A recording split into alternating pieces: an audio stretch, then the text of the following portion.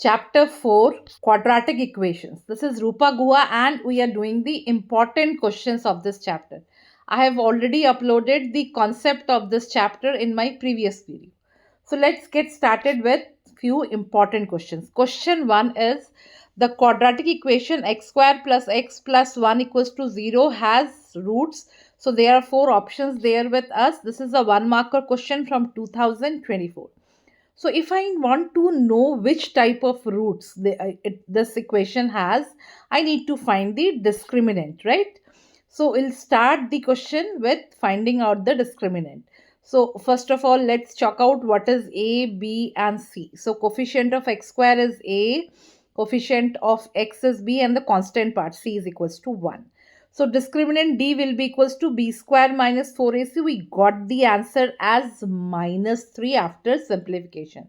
So you see that this is less than 0. When D is less than 0, we have already discussed in our previous video that the roots are not real. So the option D part is the correct option for this particular question. So let's move to the next question, that is question 2. Find the value of P for which the quadratic equation Px x minus 2 plus C has two equal real roots. So this is a 3 marker question from 2023. First of all इस question को standard form में लाना पड़ेगा, that is in the form of A x square plus B x plus C, because ये standard form में नहीं है. And then will see A B C की वैल्यू और फिर हम करेंगे इक्वल रूट्स जब होता है. So discriminant b square minus 4ac की वैल्यू 0 हो जाती है. सो पहले मैंने क्या किया, सबसे पहले पी एक्स को एक्स माइनस 2 से मल्टीप्लाई कर दीजिए. So equation will be px square minus 2px plus 6 equals to 0. So here a is p, b is minus 2p and c is 6. Now we know that the roots are real and equal. So d की value जैसे कि मैंने आपको अभी बताया, d की value 0 होगी. So we got b square minus 4ac equals to 0. So we put all the values at the respective places. B की जगह बी डाल दीजिए, ए की जगह और सी की जगह सी डाल दीजिए. सो ये क्या बन गया, 4p square minus 24p equals to 0. 4p common निकल जाएगा, then will get p minus c बच जाएगा. p 4p को 0 से इक्वेट कर दीजिए, p माइनस 6 को 0 से इक्वेट कर दीजिए. सो p की वैल्यू 0 हो गई, p की वैल्यू 6 आ गई. नाउ p इक्वल्स टू 0 को क्या कर दिया हमने, निग्लेक्ट कर दिया. ऐसा क्यों किया, because the equation was P x square. जब p की वैल्यू 0 हो जाएगी तो वो क्वाड्रेटिक इक्वेशन ही नहीं रहेगा. सो we have neglected that thing and now we finally got the value of p equals to 6, right? So 3 marks got it. So we nailed the question. Let's move on to the next, that is question 3. Now this is I think a word problem sort of questions, और बच्चों को थोड़ा सा डर लगता है word problem से, right? So a train travels a distance of 90 kilometer at a constant speed. Had the speed been 15 kilometers per hour more, it would have taken 30 minutes less for the journey. Find the original speed of the train. This is a 5 marker question from 2024. और ऐसे जितने भी questions आते हैं उनका एक set format होता है. यूजुअली x आपका डिनोमिनेटर में आएगा. सो उस सेट फॉर्मेट को सोच के हम क्वेश्चंस करेंगे. Anyhow we will be using the concept speed equals to distance upon time. तो before we go with that concept, let me take initially हमें कुछ एज्यूम करना पड़ेगा. तो हमने क्या किया, let the original speed of the train be x kilometres per hour. Now जैसे कि मैंने आपको बताया, speed equals to distance upon time. मुझे 2 सिचुएशंस दे रखा है और उसमें टाइम डिफरेंस 30 मिनट्स दे रखा है, right? So I take the first situation and find the value of t, and then I'll again take the second equation and find the value of t again. So let me take that t1, that is पहला वाला situation जहाँ पे हम travel कर रहे हैं with speed x kilometres per our and covering the distance of 90 kilometres. तो time मुझे कितना लगेगा, t1 will be 90 by x. Now the second scenario, I'm increasing the speed by 15 kilometers per hour. So my new speed will be x plus 15 and the time taken t2 will be equals to 90 divided by x plus 15. So students got it. और हमारे पास ये situation क्या दे रखी है कि t1 minus t2 is 30 minutes. Since everything is in terms of hours, so what I have done, I've converted 30 minutes into hours. So that will be 1 by 2 hours. So t1 minus t2 equals to half. Now if you have reached till this state, बिल्कुल question solve कर ही लेंगे आप, because उसमें just values put करनी है और x की value निकालनी है. So we are 90% sorted. तो क्या किया, 90 by X minus 90 divided by X plus 15 equals to half. ऐसे क्वेश्चन में यदि थोड़ा सा इजी करना चाहते हैं तो 90 कॉमन निकाल लीजिए. 1 by X minus 1 by X plus 15 का एलसीएम ले लेंगे तो x plus 15 minus x divided by X plus x into x plus 15 आ गया. सो न्यूमरेटर में 15 आ गया और डिनोमिनेटर में मैंने मल्टीप्लाई कर दिया एक्स स्क्वायर प्लस 15 एक्स हो गया. नाउ अब क्या करना है, क्रॉस मल्टीप्लाई कर देंगे. 90 इंटू 15 इंटू 2 कर दिया और राइट हैंड साइड में आ गया x square plus 15 x. Now moving everything, solving it first and moving everything to one side. So we got x square plus 15x minus 2700 equals to 0. Now here is a point where the students find it little difficult to factorize. Factors निकालने में problem होती है. तो क्या करना है, 272700 को factorize करते जाइए, mix and match करना है आपको. Fine. So we landed with क्या मिला हमें, 60 into minus 45 is equals to minus 2700 और दोनों को सब्ट्रैक्ट कर रहे तो 15x मिल रहा है. So apt for the situation. So हमने पुट कर दिया उसका X square plus 60x minus 45x minus 2700 equals to 0. So x की वैल्यू, दो फैक्टर्स आ गए, x plus 60 into x minus 45, x की वैल्यू आई माइनस 60, x की वैल्यू आई 45.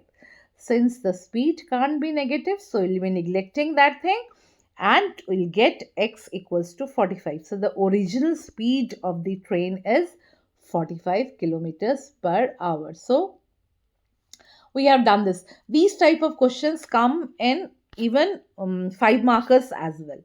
So 5 markers, 3 markers, इस तरह से questions आपको मिल जाएंगे. Now on the next question I have picked a assertion region type of question. So उसको देख लेते हैं. assertion में क्या दे रखा है, if 5 plus root 7 is a root of the quadratic equation with rational coefficients, then its other root is 5 minus root 7, which is quite obvious. ये हमें पता है, but I'll explain you why. Third roots of a quadratic equation with rational coefficients occur in conjugate pairs. और इसमें आपको पता है ये 4 ऑप्शंस होते हैं. And this is a 1 marker question from 2023. So जो assertion में दे रखा है वो मैं आपको explain करना चाहती हूँ. फिर बाकी इसको भी explain करेंगे, reason को भी explain करेंगे. कोई भी रूट ऑफ क्वाड्रेटिक इक्वेशन हम निकालते हैं तो कैसे आता है, x की वैल्यू कैसे आती है, minus B plus minus root over B square minus 4ac divided by 2a. अब उसको आप d लिख लीजिए, राइट.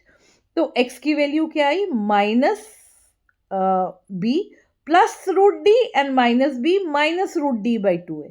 तो यदि कभी कोई चीज सर्ड मीन्स रूट फॉर्म में आता है तो एक क्या होता है, कॉन्जुगेट ऑफ ईच अदर हो जाते हैं. कॉन्जुगेट का मतलब समझते हैं आप, conjugate means the sign separating the root part and the other part, जो साइन होता है उसको अपोजिट कर देंगे तो उसका कॉन्जुगेट आ जाएगा.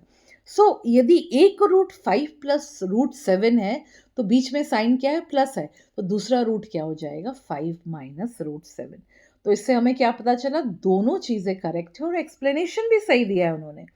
So option A जो उसका है, that is we get the correct answer for this. Okay students, so let's move on with the next question, that is question 5. Again I have picked up the word problem because इसमें maximum questions आपको word problem ही मिलेंगे. So if Nidhi were 7 years younger than what she actually is, then the square of her age in years would be 1 more than 5 times her actual age. what is her present age? This is a 5 marker question from 2024. तो सबसे पहली चीज जो हमें करनी है कि निधि की प्रेजेंट एज को x ईयर्स ले लेते हैं. अब क्वेश्चन क्या दे रखा है कि यदि वो 7 साल छोटी हो जाती है, यंगर हो जाती है, so that means I'll subtract 7 from x, that is x minus 7 कर दिया मैंने. उसका स्क्वायर करना है. Square of her age 7 years ago, right, is equals to 1 more than 5 times her actual age. Actual age that is present age. So equation क्या बन गई? x minus 7 का whole square equals to 5x plus 1. Now I'll be simply squaring it and putting everything on one side. So square करने के बाद x square minus 14x plus 49 equals to 5x plus 1 आया, and x square minus 19x plus 48, ये हो गया हमारा standard form में मैंने इक्वेशन को लिख लिया. अब क्या करना है? बस फैक्टर्स निकालने हैं. 48 इज 16 3 ये तो सिंपल था. 48 इज 16 3 है और दोनों को ऐड करने से आपका 19 आता है. सो क्या कर दिया? X square minus 16x minus 3x plus 48 equals to 0. Linear pairs निकाल लिए. So x minus 16 into x minus 3, x की वैल्यू 16 कर दी, एक्स की वैल्यू 3. दोनों वैल्यूज पॉजिटिव है, दोनों ले सकते हैं. अब हमने डाल दिया x की वैल्यू 3, राइट. तो अब क्वेश्चन क्या था? निधि 7 years ago. निधि की एज तो नेगेटिव हो जाएगी 7 years ago. So that is not possible. So we have neglected that part. So Nidhi's present age is 16 years. Got it, student? थोड़ा सा सिंपल, थोड़ा सा कॉम्प्लिकेटेड था, उसको हमने थोड़ा सिंपल कर दिया क्वेश्चन को. So now let's move on with the next question. ये है केस स्टडी. केस स्टडी में क्या दे रखा है? A rectangular floor area can be completely tiled with 200 square tiles. If the side length of each tile is increased by 1 unit, it would take only 128 tiles to cover the floor. Case study है तो ये 4 marker obviously होगा. 2024 का है. Case study में आपको पता है ये 3 क्वेश्चंस होते हैं और लास्ट वाले क्वेश्चन में और पार्ट होता है. तो इसका भी सेम ही फॉर्मेट है. So I'll take one question at a go. So पहला पार्ट क्या दे रखा है? Assuming that the original length of each side of a tile be x units, make a quadratic equation from the above information. तो सबसे पहले क्या दे रखा था कि side of tile is x unit और हमें कितनी टाइल्स लग रही है? ऐसी 200 tiles, 200 tiles. Now second situation क्या था? टाइल की लेंथ हमने 1 यूनिट बढ़ा दी. So now I need only 128 tiles. So I'm going to use this situation and make a quadratic equation out of this. So let's see the solution. तो solution में क्या किया? सबसे पहले area of a square tile ये हमें दे ही रखा है. क्या दे रखा है? x. Side of a square tile क्या दे रखा है? x. तो एरिया क्या हो जाएगा स्क्वायर का? x into x, that is x square हो गया. बट ऐसे हमारे पास कितने टाइल्स है? 200 टाइल्स है. सो एरिया क्या हो गया पूरे रेक्टेंगुलर फील्ड का? दैट इज 200 एक्स स्क्वायर हो गया ना. नेक्स्ट सिचुएशन क्या थी कि हमने साइड का लेंथ बढ़ा दिया by 1 unit. So the new area will be x plus 1 का whole square. Now we know that we need only 128 tiles now. So the entire rectangular field will be covered by, area will be covered by 128 into x plus 1 the whole square. Now since the area covered in both the cases are the same, so we can equate them. So 200 x square को क्या कर देंगे? 128 into x plus square से equate कर देंगे और फिर आप इसको खोल लीजिए. दैट इज x प्लस 1 का स्क्वायर किया तो x square plus 2x plus 1 आया. इसको फर्दर भी सिंप्लीफाई कर सकते हैं और इसे सॉल्व भी कर सकते हैं. बट लेट्स सी, इन्होंने जस्ट बोला है make a quadratic equation. So I have done that. Now moving on to the next part. B part में देखते हैं. Write the corresponding quadratic equation in standard form. तो जो इक्वेशन हमने निकाला उसका उन्होंने बोला स्टैंडर्ड फॉर्म कर देना. That means a x square plus B x plus c वाले फॉर्म में. तो सिंपली ब्रैकेट खोल दिया, फिर सारी चीज़ें एक तरफ कर दी. So what I ultimately got after simplification 72 x square minus 256 x minus 128 equals to 0. अब इसमें एक बहुत इंपॉर्टेंट चीज़ है स्टूडेंट्स, जितना आप इक्वेशन को सिंप्लीफाई करेंगे, जितना आप कॉमन निकाल के लोएस्ट टर्म में कर देंगे उतना ही आपके लिए सोल्यूशन निकालना will be more easier for you. So that is what I have done here. I have divided the whole equation by 8. So ultimately what I got, 9x square minus 32x minus 16 equals to 0. ये हो गया मेरा second part भी. Case study easy था. Case study फटाफट equations बनते गए इसमें, नथिंग डिफिकल्ट. नाउ जो और में यूजुअली होता है वो वाला पार्ट कर रहे हैं हम. So the find the value of x, the length of the side of a tile by factorisation. तो बस जो इक्वेशन तो निकल गई थी, तो बस we have to do middle term splitting. So 9 into 16 को मल्टीप्लाई कर दिया, 9 इंटू रादर माइनस 16. सो ऐसे फैक्टर्स लाने हैं जो एडअप करके माइनस 32 आ रहा है. सो माइनस 36 और प्लस 4 आ गया. ये फैक्टर्स हमने इसको स्प्लिट किया और फिर अल्टीमेटली क्या आया, x minus 4 into 9x plus 4 equals to 0. So x की वैल्यू 4 आ गई और दूसरी x की वैल्यू माइनस 4/9 आया. बट हमें तो ये पता है कि length can never be negative, so हम वो नेगेटिव वाला पार्ट निग्लेक्ट कर देंगे. So length of the side of the tile is 4 units. Now some of the students find it difficult to solve the equation by middle term splitting. So we have equipped with the second form, that is quadratic formula भी लगा सकते हैं. So ये B part है वो यही कह रहा है कि quadratic formula लगा के same equation को आप solve करो. So वही equation ले लिया और उसको quadratic से solve कर दिया. So this is an excellent thing that question paper has been set in a such a way that किसी को यदि factorization पसंद है तो वो कर सकता है, या फिर आप क्वाड्रेटिक फार्मूला भी यूज़ कर सकते हैं. So students simply values put कर दिए. ए की वैल्यू 9, बी की वैल्यू माइनस 32, सी की वैल्यू माइनस 16. सो पुट करने के बाद क्या आया, 32 plus minus 1024 minus 4 into 9 into minus 16. अच्छा, यहाँ पे मैं थोड़ा सा पॉज करना चाहूँगी and want to show that usually बच्चे यहाँ पे मिस्टेक्स करते हैं.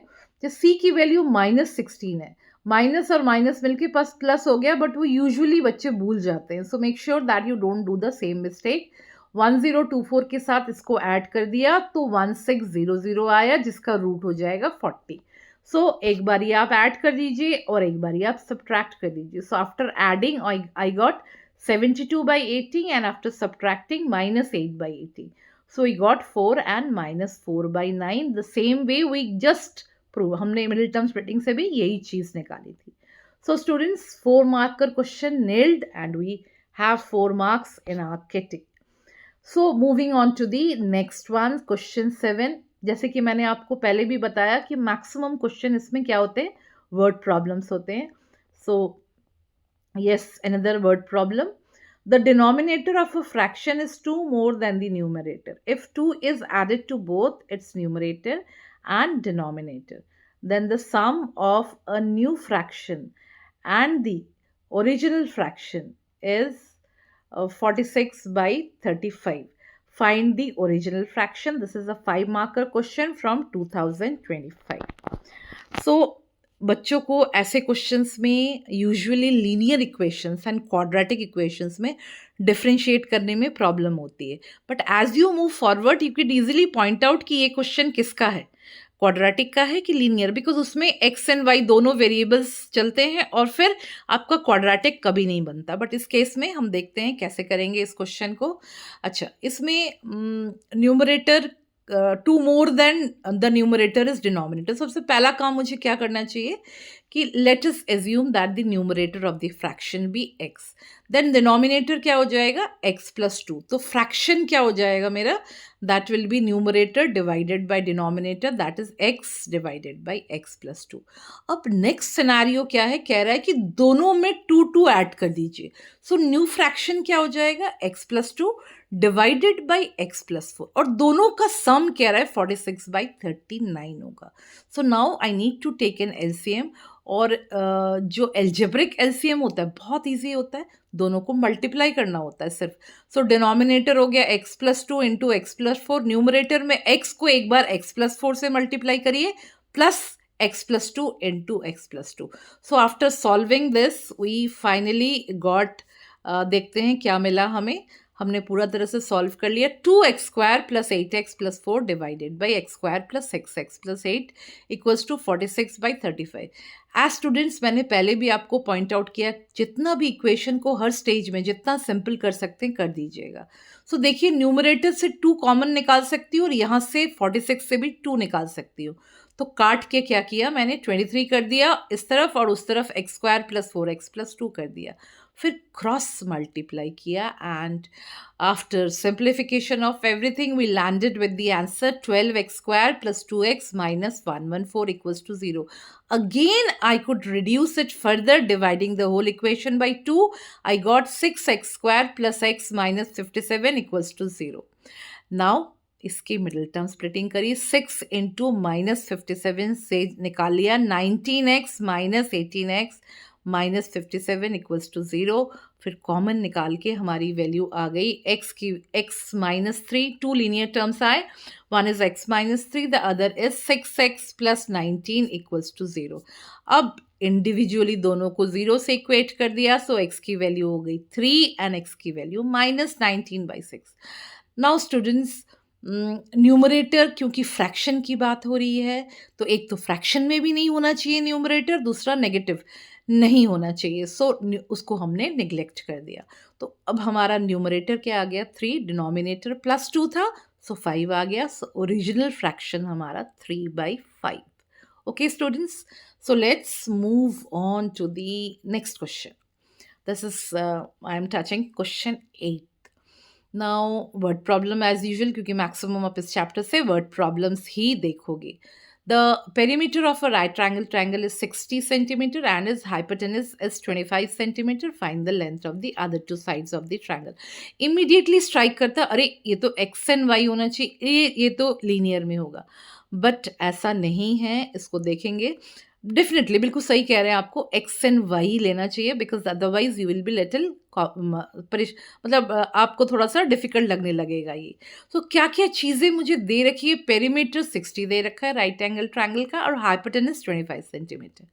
नाउ मैंने दोनों साइड्स को क्या ले लिया, एक को x सेंटीमीटर और एक को y सेंटीमीटर। अब मैंने क्या किया, पेरीमीटर 60 दे रखा है, सो x + y + 25 इक्वल्स टू 60 हो गया। सो x + y इक्वल्स टू 35 हो गया, y की वैल्यू 35 - x है।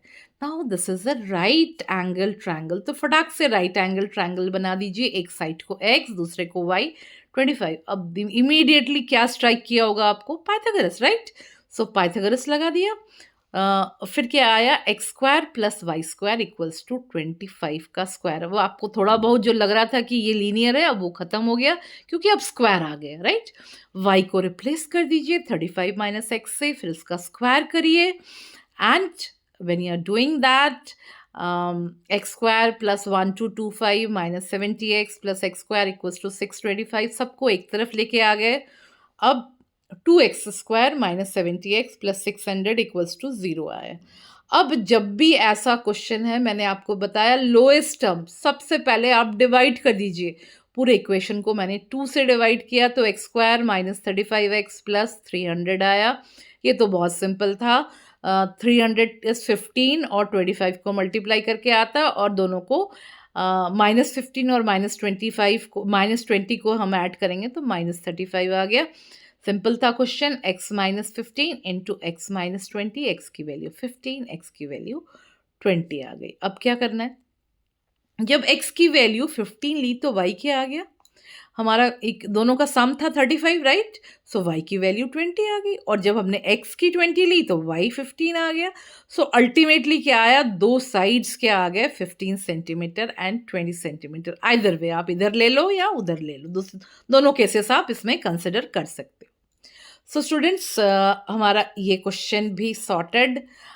Moving on to question 9। अच्छा, ऐसे वाले क्वेश्चंस, वाटर टैप्स वाले, इंपॉर्टेंट, वेरी इंपॉर्टेंट, एंड इनका थोड़ा करने का तरीका भी बहुत अलग होता है। So what is given to us, 2 water taps together can fill a tank in 3 1/3 hour. इसको फटाक से चेंज कर लो, 10/3 आ गया, right? The tap of larger diameter takes 5 hours less than the smaller one to fill the tank separately. Find the time in which each tap can fill the tank separately. ये work done, मतलब आपका pipes and cistern वाले जब भी question आते हैं, you have to work it in reciprocal. Reciprocal क्यों लेते हैं? हम निकालते हैं कि 1 घंटे में उसने कितना काम किया। इस तरह से हमारा पूरा रेसिप्रोकल में चलेगा। चलो एक question, this is a 3 marker from 2023। Since पहला हमारा इसका होता है लेट से स्टार्ट करते हैं, तो ज़रूर उसमें पहले लेट कर देते हैं, फिर आगे चलेंगे तो मैं आपको एक्सप्लेन करते जाऊंगी। लेट क्या किया, स्मॉलर डायमीटर वाले जो टैप था, time taken by that be x hours and the time taken by the tap of the larger diameter भी क्या होना चाहिए, 5 hours कम लग रहे हैं, सो x minus 5 hours हो गया। ओके अच्छा, अब इस टाइप के क्वेश्चंस में हमें क्या करना चाहिए, मैंने क्या बताया, 1 घंटे में कितना काम किया। स्मॉलर टैप ने 1 घंटे में 1/x काम किया, बिगर टैप ने, लार्जर टैप ने 1 घंटे में 1/x-5 portion of that job किया। दोनों को मिलाया तो उन्होंने, दोनों ने पूरा टैंक कितनी देर में फिल किया था, 10/3। 1 घंटे में उन्होंने कितना काम किया, 1/10/3 आया। गॉट द स्टूडेंट्स, कि ऐसे क्वेश्चंस को हम हमेशा रेसिप्रोकल फॉर्म में करेंगे। यू जस्ट इसको ध्यान रखना है आपको। और फिर मैंने एलसीएम लिया और फिर क्रॉस मल्टीप्लाई किया। I finally landed with 3x² minus 35x plus 50 equals to 0। अब 3 इंटू 50 दैट इज 150 हो गया। इसके फैक्टर्स निकाले, -30 और -5, बहुत simple. So we got two linear terms, that is x minus 10 and 3x minus 5. Equating each with 0, we got x equals to 10 और दूसरा मिल गया x equals to 5/3. Now this is less than 5. So larger tap का time जो होगा that will be going in negative. So इसलिए मुझे इसको neglect करना पड़ेगा. So the time taken by the tap of smaller diameter equals to 10 hours and the time taken by the tap of larger diameter will be 10 minus 5, that is 5 hours. So students, we have I have taken 9 questions, PYQs all from this chapter, and I have also solved almost 4-5 questions in my previous video, in my concept video. So इस chapter को हमने अच्छे से देख लिया, हमने 4 chapters अभी तक कंप्लीट कर लिया, and I hope that absolutely clear है आपको ये चारों chapters. So students, with that we finish this video. I'll be coming back with my next chapter, and till that, bye bye, see you in my next video.